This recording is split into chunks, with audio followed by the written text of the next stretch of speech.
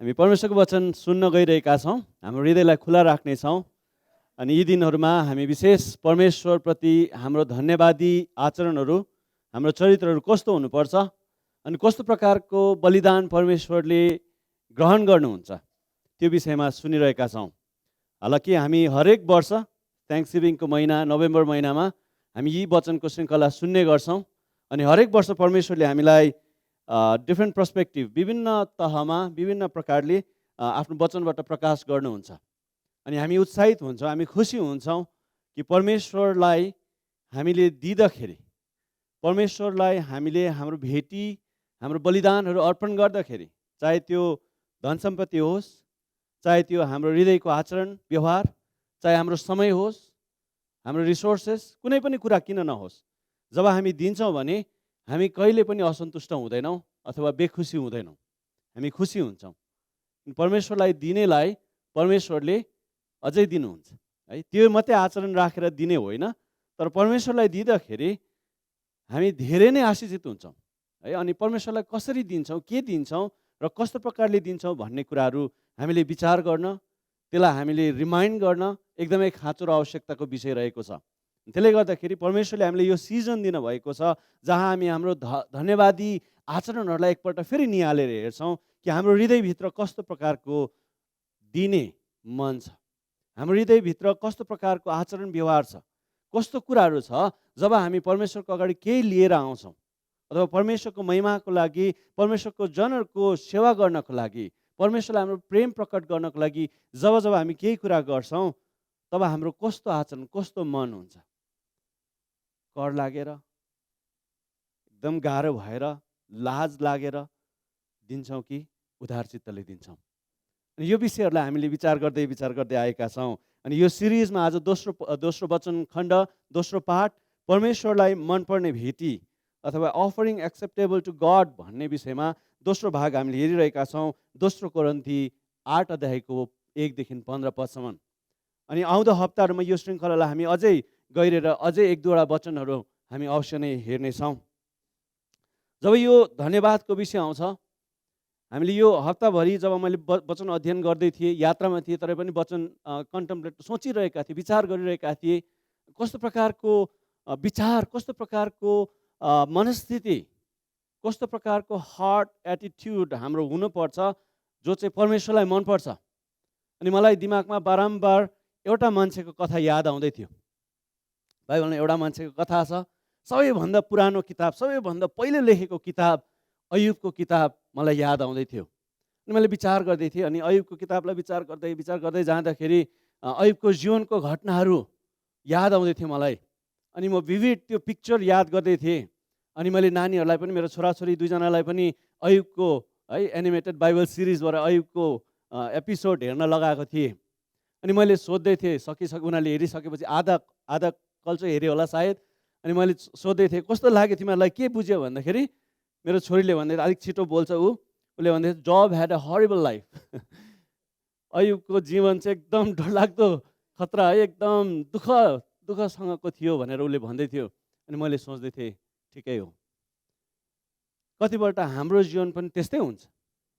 हाम्रो जीवन पनि हरिबल छ, हाम्रो जीवन पनि मिजरी छ, हाम्रो जीवनमा पनि दुःख कष्ट छ, हाम्रो जीवनमा पनि ट्याउ जहिले पनि छ, जहिले पनि गोजी सुक्खो, गोजीमा दाम छैन है। अनि त्यस्तो प्रकारको अवस्था अवश्य त्यहाँनिर थियो। तर अयुबको जीवनलाई पुरा विचार गर्दाखेरि, होल बुक अफ जोब अध्ययन गर्दै गर्दाखेरि त्यसको जीवनमा, उहाँको जीवनमा कस्तो कस्तो घटना घटे र कस्तो प्रकारको आचरण अयुबले प्रकट गरे भन्ने कुराहरू मैले त्यसले कति आनन्द महसुस गर्दै थिएँ भित्रभित्र। अयुबले भन्छ, अयुब 1 अध्यायको 13 अनि 21 पदमा विशेष गरिकन, म आफ्नो आमाको गर्भबाट नाङ्गा आएँ अनि म नाङ्गै फर्केर जान्छु। परमप्रभुले दिनुभयो अनि परमप्रभुले लानुभयो, परमप्रभुको नाम धन्यको होस्। त्यो स्थिति, त्यो स्टेट अफ हार्ट, त्यो हृदयको अवस्था मैले विचार गर्दै थिएँ। सम्पत्ति नष्ट भए, उसको सबै भेडा बाख्राहरू, बगालहरू नष्ट भएर गए, उसको जीवनमा उसको परिवारको सदस्यहरू एकपछि अर्को गर्दै मरेर गए, उसको साथीहरूले उसलाई विरोध गरे, उसलाई गलत सल्लाहहरू दिए। तर अयुबको हृदय, अयुबको मन परमेश्वरको अनुग्रहमा, परमेश्वरको कृपामा, परमेश्वरले दिनुभएका कुराहरूमा अडिएको थियो। अनि मलाई लाग्छ जब हामी दिने कुरा गर्छौँ, giving is a act of grace. दिने कुरा चाहिँ अनुग्रहको काम हो। Right understanding of grace of God is the foundation of our giving. जब हामी परमेश्वरलाई कुनै कुरा दिन्छौँ भने परमेश्वरको अनुग्रह नबुझिकन हामीले दिँदाखेरि त्यो स्वार्थी हुन्छ। जुन मात्रामा परमेश्वरले हामीलाई दिनुहुन्छ त्यो मात्रालाई थाहा गरेर जब हामी दिन्छौँ भने हाम्रो दियाई परमेश्वरको अगाडि ग्रहण योग्य हुन्छ। अनि यो अनुग्रहको बुझाइले नै हाम्रो सम्बन्ध पनि, हाम्रो सम्पत्ति, हामीमा भएका कुराहरू, हाम्रो जीवनको उपलब्धिहरू, हामीमा जे छ, जे कुरा छ, त्यो कुराप्रति राइट एटिट्युड, कस्तो प्रकारको विचारधारा हामीले राख्छौँ भन्ने कुरा त्यो कुरामा आधारित छ। यु डोन्ट अन्डरस्ट्यान्ड ग्रेस, यदि हामी प्रभुको अनुग्रह बुझेनौँ भने हाम्रो दिहाई व्यर्थ हुन्छ, हाम्रो दिहाई स्वार्थी हुन्छ। तर जब हामी प्रभुको अनुग्रह बुझेर हामी दिन्छौँ भने, प्रभुको अनुग्रह बुझेर हामी काम गर्छौँ भने, हाम्रो व्यवहार आचरण त्यो अनुसारको ढाल्छौँ भने त्यो दिहाई परमेश्वरको नजरमा ग्रहण योग्य हुन्छ। प्रभु यीशु ख्रीष्टले सिकाउनु भएको शिक्षालाई पावल प्रेरितले पहिलो प्रेरित कर्म 20 अध्यायको 33 र 35 पदमा यसरी लेख्न भएको छ, यसरी भन्न भएको छ, मैले कुनै मानिसको सुन चाँदी कि वस्त्रको लोभ गरिनँ। तपाईँ आफै जान्नुहुन्छ कि मेरो यिनै हातले मेरा यी सबै मेरो आफ्नै र मेरो साथमा भएकाहरूको आवश्यकता पुरा गरेका छन्। मैले सबै कुरामा तपाईँहरूलाई उदाहरण दिएको छु कि तपाईँहरूले पनि यसरी नै कडा परिश्रम गरेर निर्धनहरूलाई मद्दत गर्नुपर्छ। प्रभु येशूको वचन याद राख्नुहोस्, कसरी उहाँले भन्नुभएको छ कि लिनुभन्दा दिनु धन्य हो।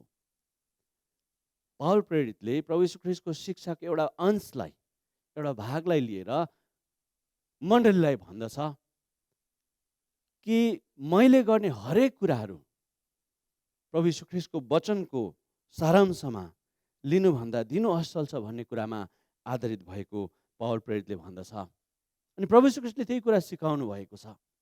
जुन नापले तिमीहरू दिन्छौ त्यही नापले तिमीहरूले प्राप्त पनि गर्छौ। प्रभु यीशु ख्रीष्टले गर्नुभएको शिक्षाहरू तपाईँ र मैले सुन्दै सिक्दै आएका छौँ।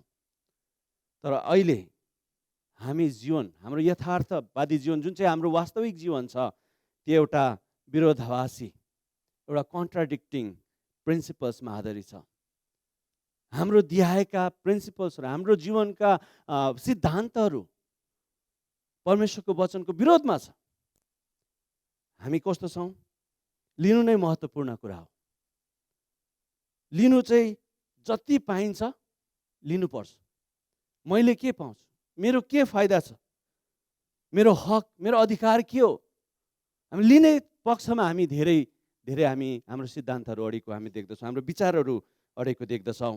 एउटा विशाल समुद्र छ हाम्रो अपेक्षाहरूको, हाम्रो चाहनाहरूको, हाम्रो इच्छाहरूको, हाम्रो सोच विचारको, हाम्रो भविष्यप्रतिको कल्पनाको।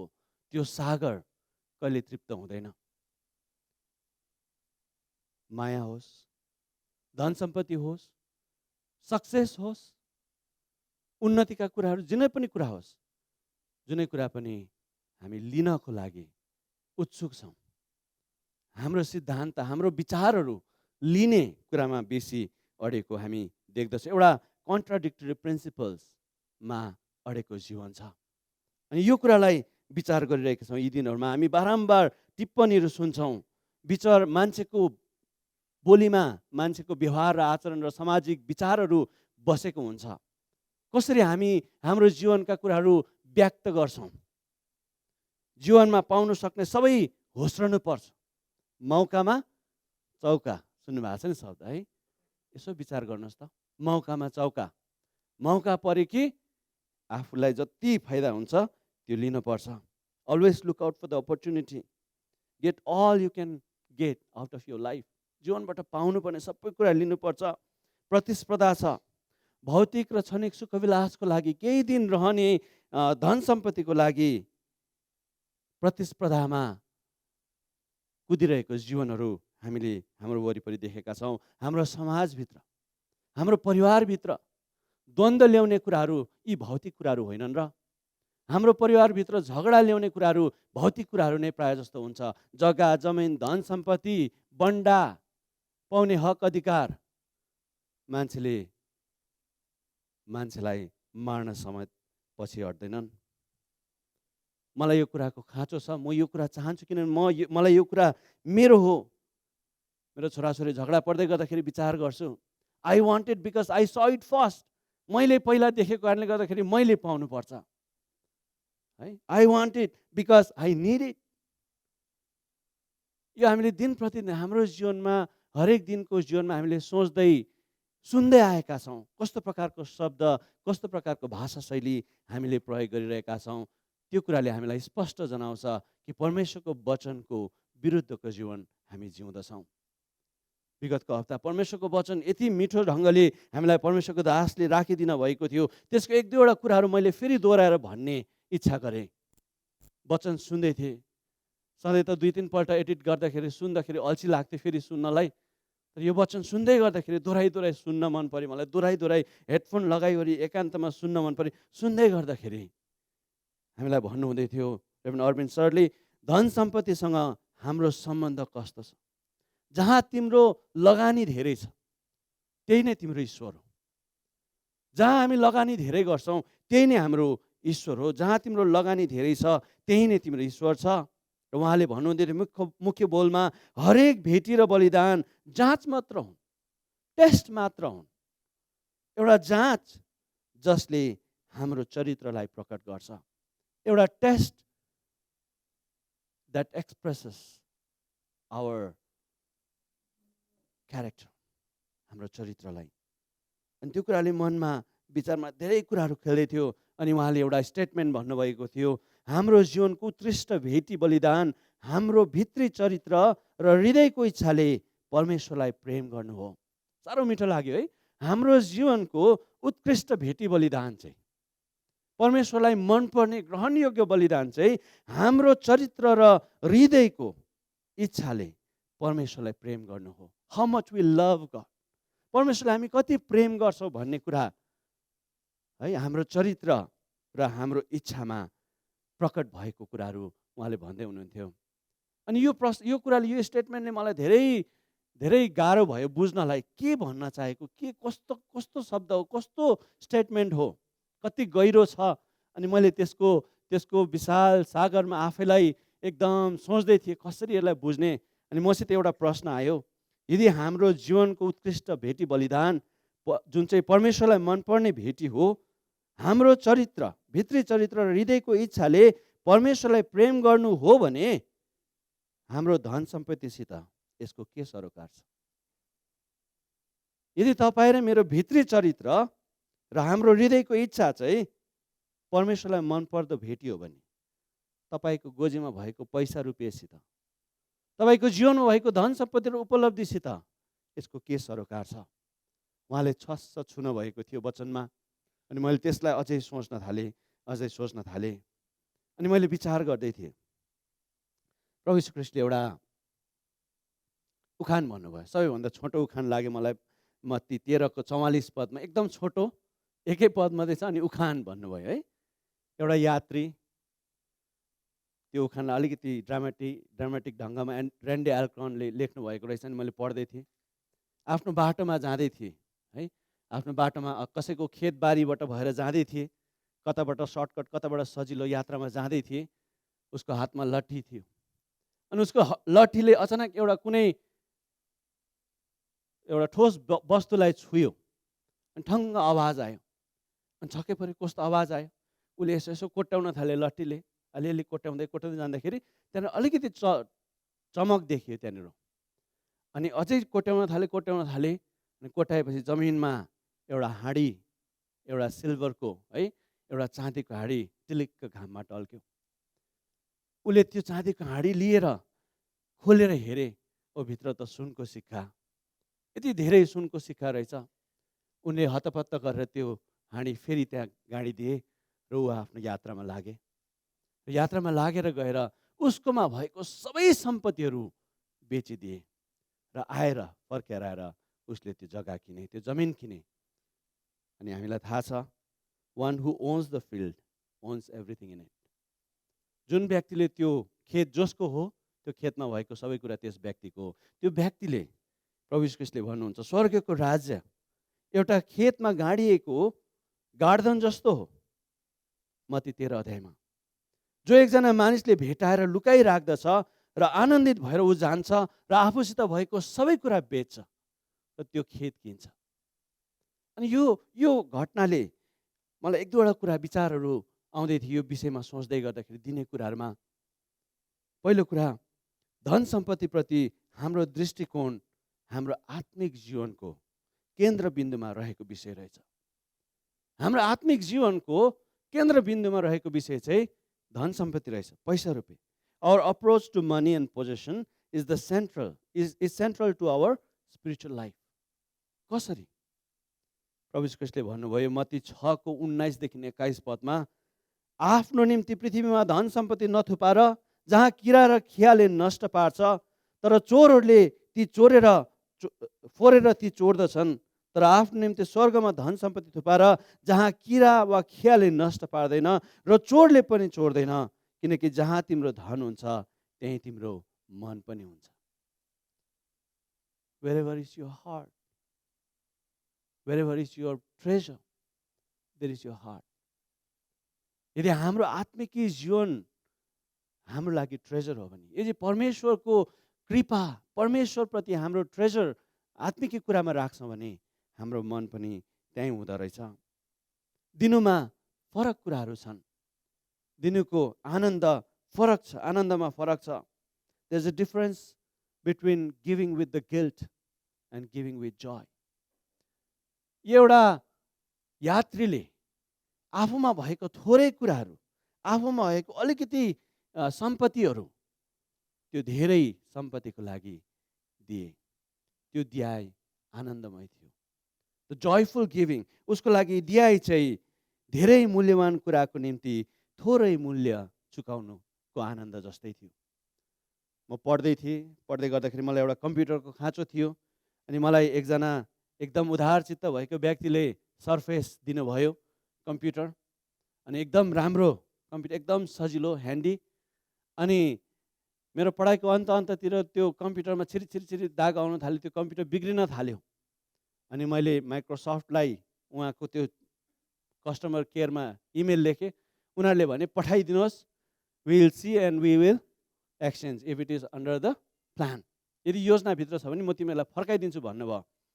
अनि त्यो पठाउन चाहिँ पोस्टल चार्ज दिनुपर्ने थियो, आफूले पोस्टल तिरेर पठाउनु पर्ने थियो है, जाने ल्याउनेको।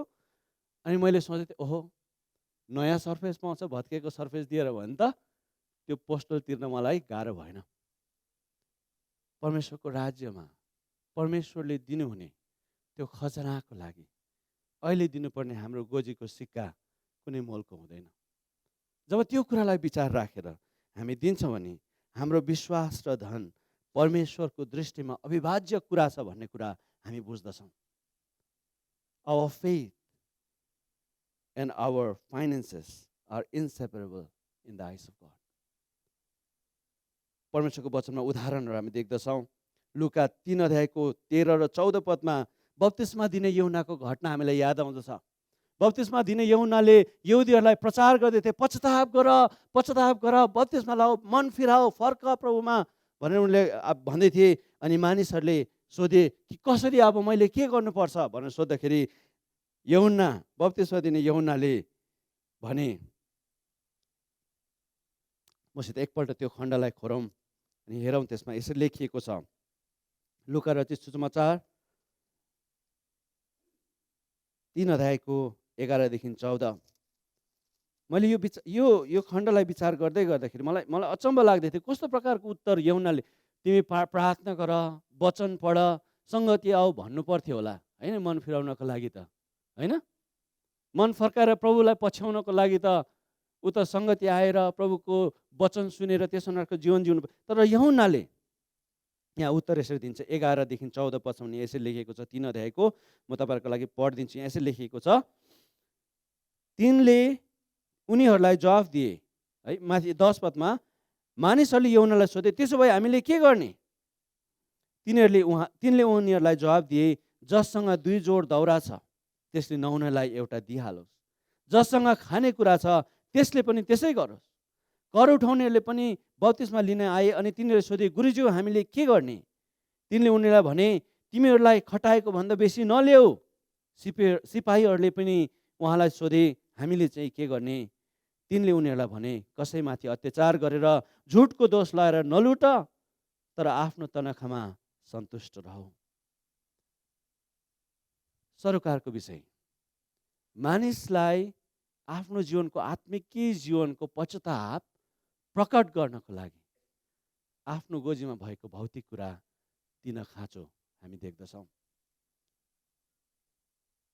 हाम्रो विश्वास र हाम्रो धन परमेश्वरको दृष्टिमा अविभाज्य छ, इन्सेपरेबल। हाम्रो दियाइले हाम्रो हृदयको आचरणलाई प्रकट गर्दछ। यो हप्तामा हाम्रो एउटा ग्रुप छ, एउटा ग्रुपमा एकजनाले एउटा कथा सेयर गर्नुभएको थियो, साह्रो मजा लाग्यो। गाईले दुध दिँदैन भन्ने रहस्य बारेमा। एउटा बाउको 2 जना छोराहरू थिए अनि छोराहरूलाई भने 12 वर्ष पुगेपछि एउटा सिक्रेट म तिमीहरूलाई बताउँछु भने बाउले। अनि 12 वर्ष पुगेपछि छोराहरूलाई बोलाएर भने, अब एउटा जीवनको रहस्य तिमीहरूलाई म भन्छु। त्यो जीवनको रहस्य चाहिँ गाईले दुध दिँदैन। छक्कै पऱ्यो, कसरी गाईले दुध दिँदैन? गाईले त दुध दिन्छ होइन। बाउले भने, रहस्य चाहिँ यो हो कि तिमी गाईकोमा बिहान बिहान जानुपर्ने हुन्छ, गोबरमा किल्चन पर्ने हुन्छ, पिरा राखेर बस्नुपर्ने हुन्छ, आफ्नो काखमा भाँडा च्याप्नु पर्ने हुन्छ अनि दुहुनु पर्ने हुन्छ, तब मात्र दुध आउँछ। गाईले दुध दिँदैन, दुध दुहुन पर्ने हुन्छ। हाम्रो धन सम्पत्ति त्यो सानो प्रोसेस हो।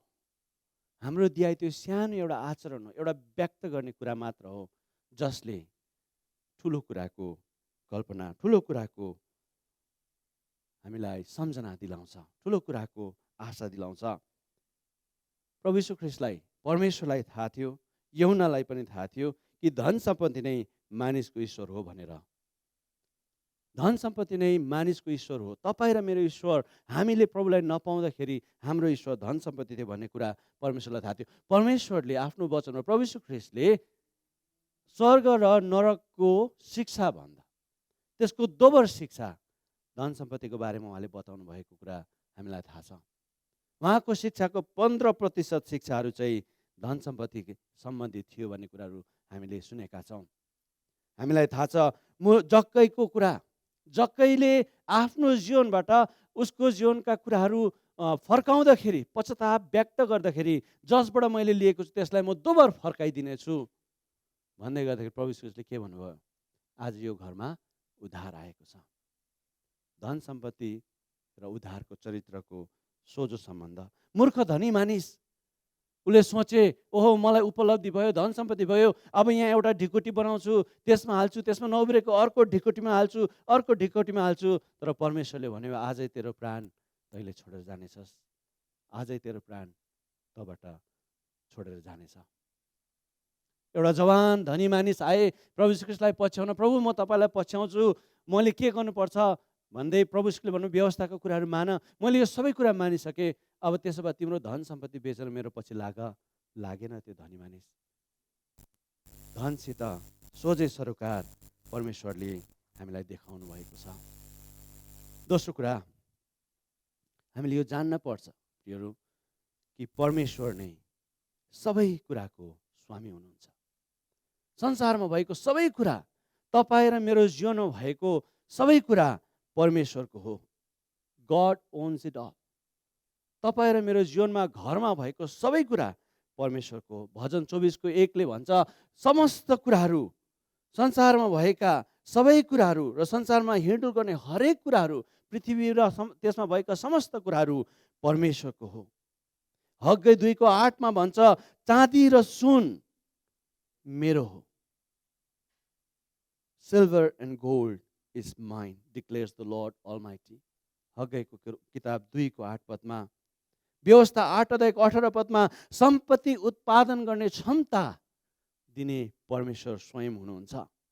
तपाईँ र मलाई धन अर्जन गर्ने, पैसा कमाउने, ज्ञान बुद्धि दिने हुने परमेश्वर आफै हुनुहुन्छ। व्यवस्था 8को 18मा यो कुरा हामी पाउँछौँ भने हामी स्वयं, हाम्रो जीवन तिमीहरू स्वयं आफ्नो होइनौ, तर तिमीहरू मोल तिरेर किनेका हौ भनेर पहिलो कोरिन्थी 6:19-20 पदमा लेखिएको छ। एभ्रिथिङ हरेक कुरा जे हामीमा छ केवल परमेश्वरको अनुग्रहले प्राप्त गरेका कुराहरू हुन्। किनभने सबै कुरा परमेश्वरले हामीलाई अनुग्रहमा दिन भएको छ। तर हामी भ्रममा छौँ। We live in illusion. तेस्रो कुरा, जीवनको भ्रममा हामी जहाँ धन थुपार्छौँ त्यही नै हाम्रो घर सम्झिन्छौँ। हाम्रो धन जहाँ छ त्यही हाम्रो घर ठान्दछौँ। यो त होटेलमा बसेर होटेललाई डेकोरेसन गरेको जस्तो मात्र हो। कसैले पनि गाडीमा चढेको गाडी र चढेको एरोप्लेनलाई सजाएको देख्नु भएको छ तपाईँले? हामी त आफ्नो घर सजाउँछौँ। लाग्छ कि यो घर नै मेरो अन्तिम स्टेसन हो। अनि यो भएको कारणले गर्दा हामी सोच्छौँ कि यो संसार नै मेरो घर हो भन्ने कुरा सोचेको कारणले गर्दाखेरि हामीलाई दिन गाह्रो पर्छ। किनभने यो संसार नै हाम्रो घर र गन्तव्य ठान्छौँ। तर वास्तविकता यो होइन। तर बाइबलले हामीलाई यो कुरा सिकाउँदछ कि हामी यो संसारमा त अपरिचित एलियन जस्ता छौँ, होइन? हिब्रू 11:13 पदमा we are pilgrims, strangers, aliens on earth. यो संसारमा हामी पासिङ बाई, हामी यात्रा गर्दै यात्री मात्र हौँ। दोस्रो कोरिन्थी 5:20 पदमा भन्छ हामीले एउटा असल साँचो सहरको रिप्रेजेन्ट गरिरहेका छौँ, प्रतिनिधि मात्र गरिरहेका छौँ। हामी यो संसारको लागि होइन, तर हामी त नयाँ संसारको लागि बनाएका मानिसहरू हौँ। हामी त्यो प्रकट गर्नको लागि यस संसारमा छौँ। फिलिपी 3:20 पदले भन्छ हाम्रो नागरिकता स्वर्गमा छ। हाम्रो सिटिजनसिप परमेश्वरको राज्यमा छ।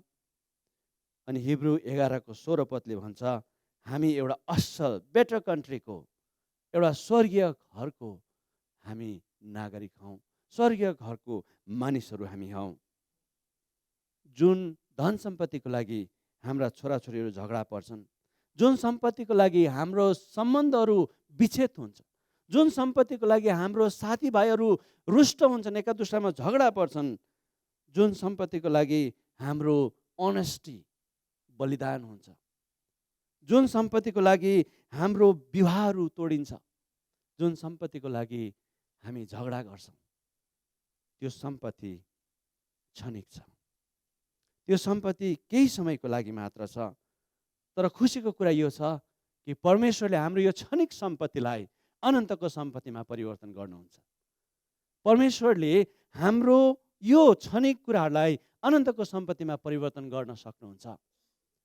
A.W. टोजरले बोर्न आफ्टर मिडनाइट भन्ने पुस्तकमा यसरी लेख्नुहुन्छ, One of the glories of Christian religion is that faith and love can transmute lower values into higher ones. Earthly possession can be turned into heavenly treasures. सारांशमा भन्नुपर्दा विश्वास र प्रेमद्वारा हाम्रो सांसारिक धन सम्पत्ति स्वर्गीय खजानामा परिवर्तन हुन सक्छ। The mystery of Christian life, एउटा विश्वासी जीवनको रहस्य चाहिँ यो छ कि तपाईँ र मेरो गोजीमा बगलीमा भएको क्षणिक सम्पत्तिहरूलाई परमेश्वरले अनन्तको खजानामा परिवर्तन गर्न सक्नुहुन्छ। त्यसको लागि परमेश्वरले हामीलाई यो भ्रम मेटाउनको लागि परमेश्वरले आह्वान गर्नुहुन्छ। जुन चाहिँ भ्रममा हामी छौँ कि यो सम्पत्ति नै मेरो सर्वस्व हो, मेरो भविष्यको सेक्युरिटी हो, मेरो भविष्यको योजना हो, भविष्यको सबै प्लान हो, सुरक्षित महसुस गर्छ भने त्यो भ्रम मात्र हो। तर चौथो कुरा, ख्रिस्ट हाम्रो परम खजाना हुनुहुन्छ। Christ is the ultimate treasure. ख्रिस्ट हाम्रो परम खजाना हुनुहुन्छ।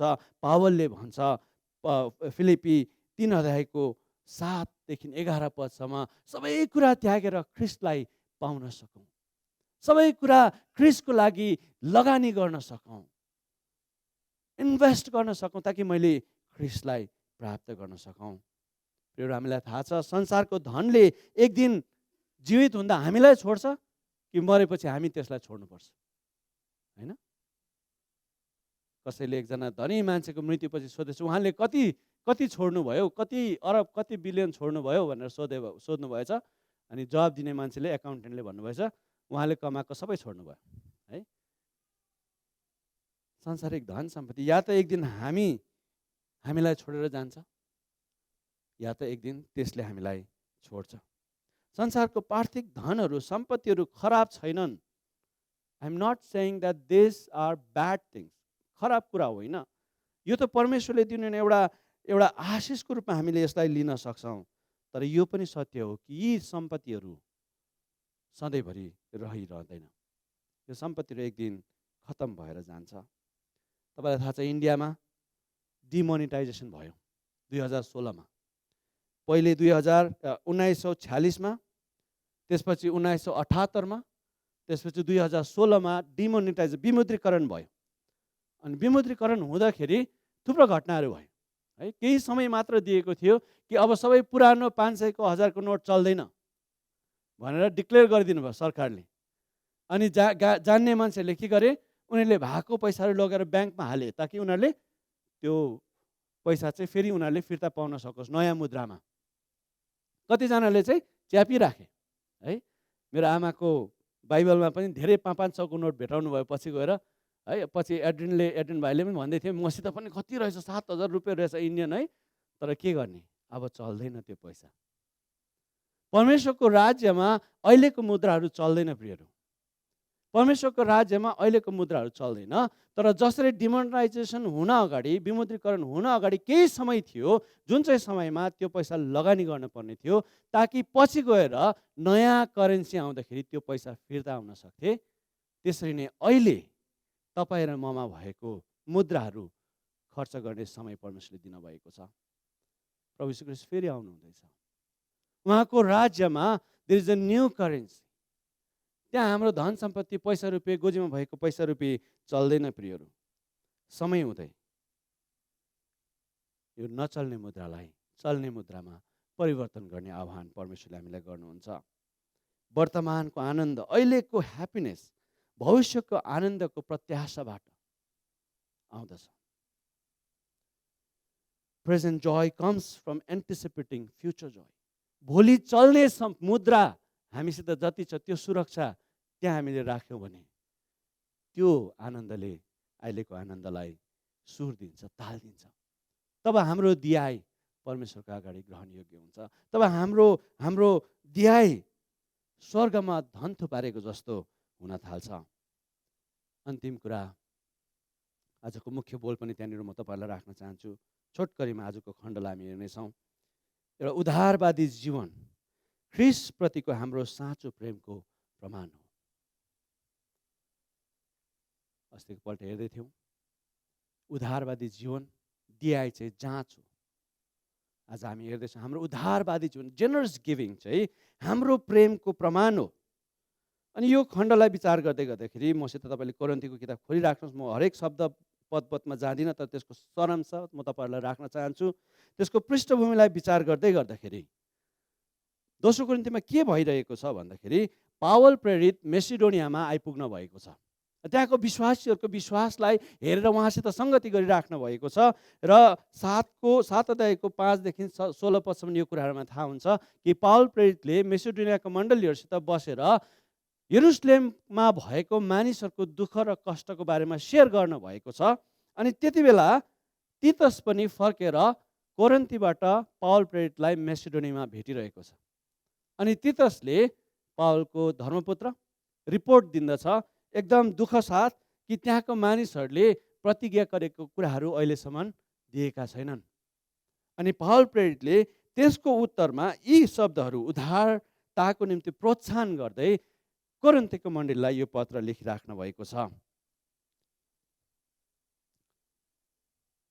पावल प्रेरित मेसिडोनियाका मण्डलीले गरेको एउटा अचानक उनीहरूको मनमा भरिएको त्यो दिने उद्धारवादी चरित्रले पावल प्रेरितको मन छुएको छ एउटा पक्षमा।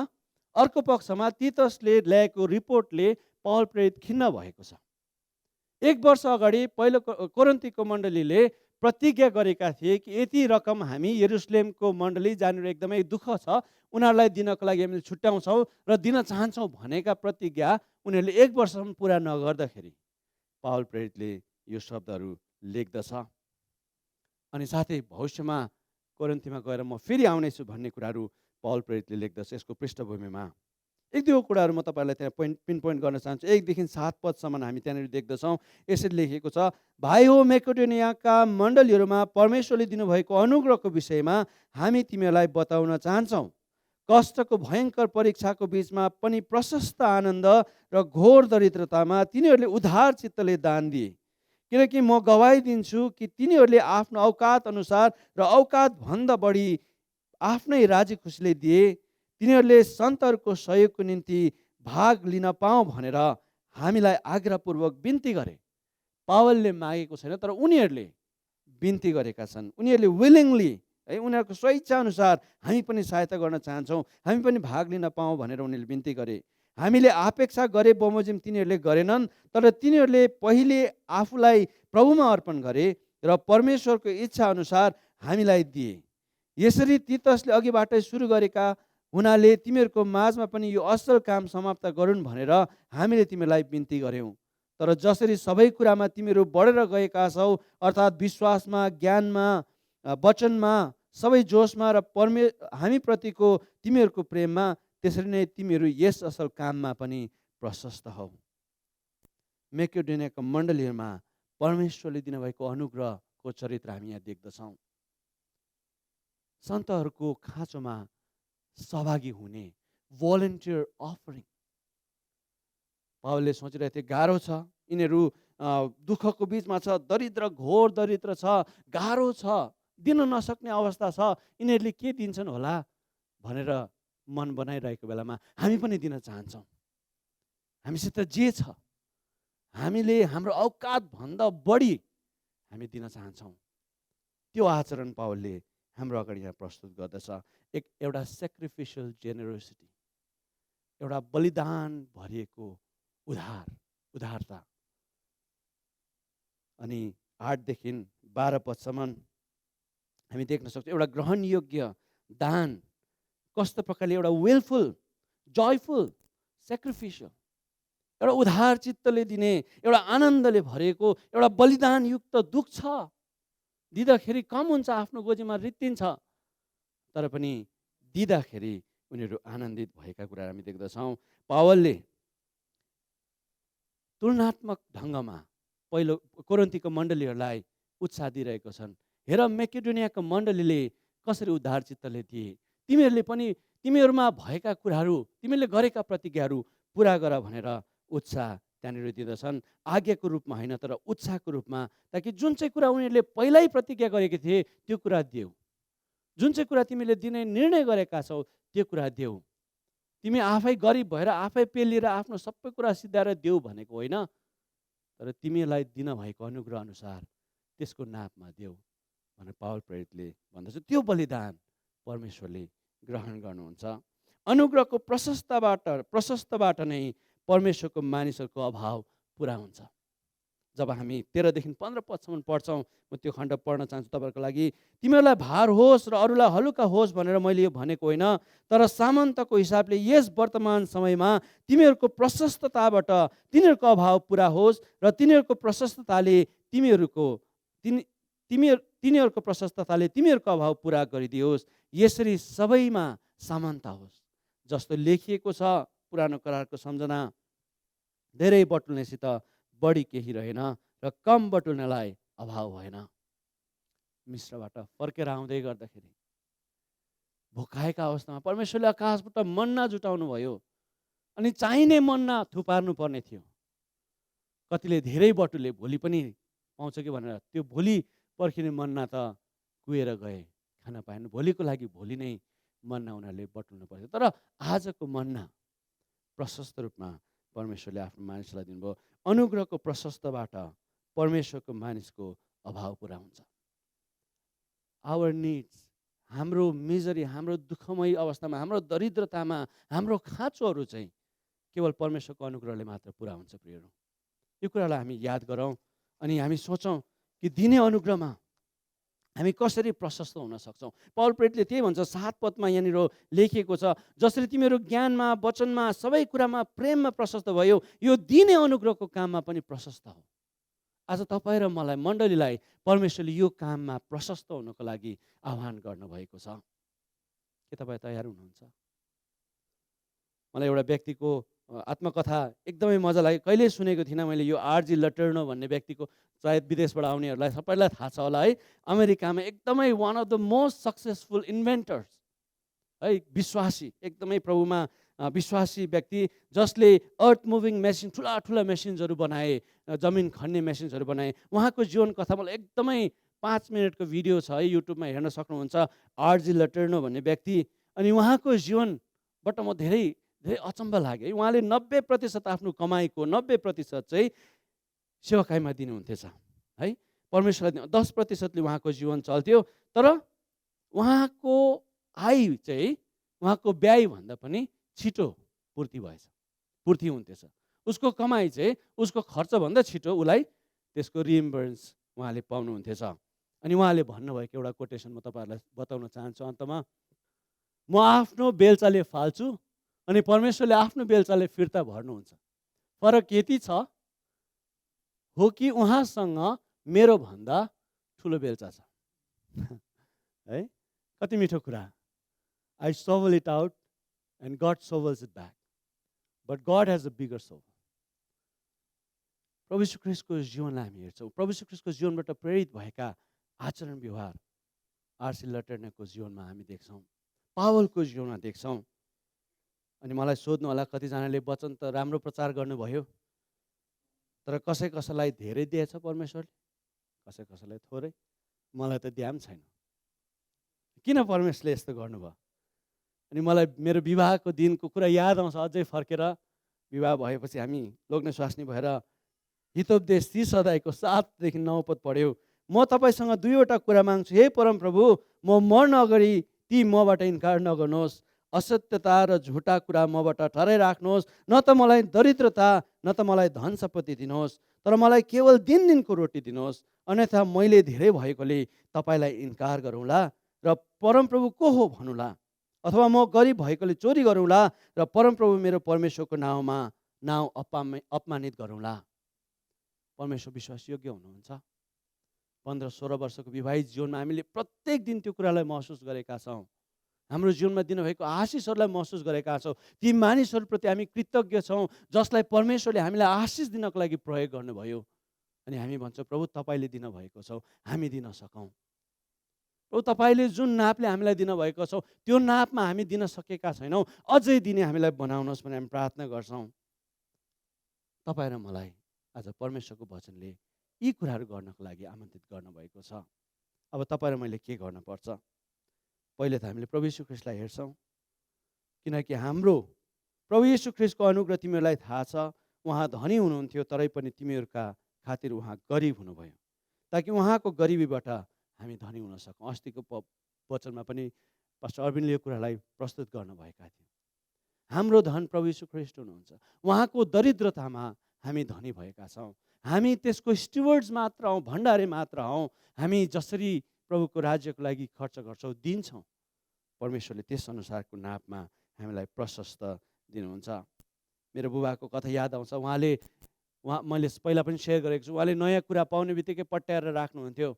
अनि पास्टर्सहरू आउँदाखेरि दिन चाहनुहुन्थ्यो। अनि एउटा 1-2वटा घटना मलाई थाहा छ। उहाँले भन्नुहुन्थ्यो, मलाई थाहा छ यो मान्छेले सेवाकाई त गरेको छैन, तर पनि दिन चाहन्छु म, तर पनि दिइहालौँ। उहाँ मान्छे पढ्नुहुन्थ्यो है, यो मान्छेले सेवाकाई त गर्दैन तर म सेवक हो, दिन्छु।